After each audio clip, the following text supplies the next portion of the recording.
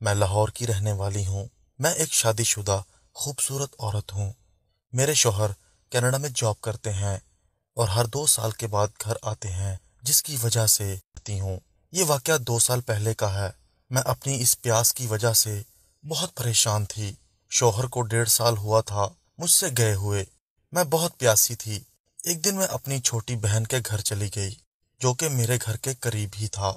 वहां मैंने उसके देवर को देखा तो मुझे अच्छा लगा। मैंने उस वक्त सोचा कि इससे दोस्ती करनी चाहिए। वो भी मुझ में दिलचस्पी ले रहा था। उसका नाम फेरोज था।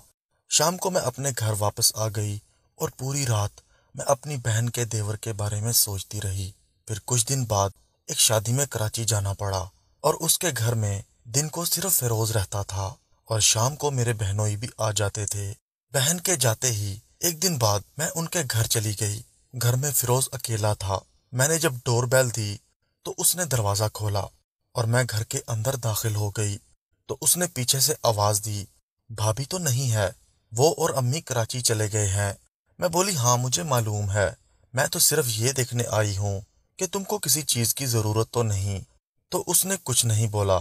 शायद वो भी यही चाहता था कि मैं गई। वहां मैंने उससे पूछा कि तुम्हें किसी चीज की कमी तो नहीं? उसने बोला कोई खास नहीं। फिर हम बातें करते रहे। फिर मैंने उससे पूछा कि क्या मैं तुम्हारा बाथरूम इस्तेमाल कर सकती हूँ? उसने बोला हाँ हसीना बाजी, क्यों नहीं। मैं बाथरूम गई, अपने सारे कपड़े उतारे और नहाने अपनी बनियान उतार दी उसको गर्म करने के लिए। जब मैं बाहर आई तो वो कंप्यूटर पर गेम खेल रहा था। मैं उसके सामने बैठ गई और तौलिए से बाल सुखाने लगी। उसकी नजर मेरे गीले और भारी जिस्म पर पड़ी तो एकदम उसका मुंह खुला का खुला रह गया, लेकिन वो मुंह से कुछ नहीं बोला और टेढ़ी आंखों से मुझे देखे जा रहा था। मुझे मालूम था कि मेरा भारी वजूद उसको पागल कर रहा है। फिर मैंने अपने बालों को बांधा और उससे पूछा कि दोपहर के लिए कुछ खाने को है?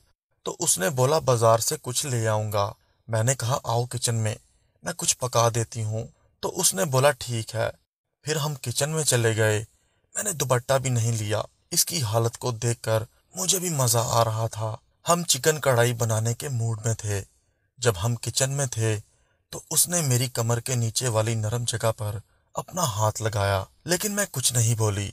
मैं किचन में गर्मी भी बहुत थी, जिसकी वजह से मुझे पसीना आ रहा था और मैं काफी भीग गई थी और कपड़े गीले होने की वजह से मेरा सब कुछ उसको एक बार फिर से साफ नजर आ रहा था। फिर मैंने कढ़ाई पकानी शुरू की तो इतने में लाइट भी चली गई और एग्जॉस्ट भी बंद हो गया तो गर्मी से बुरा हाल हो गया।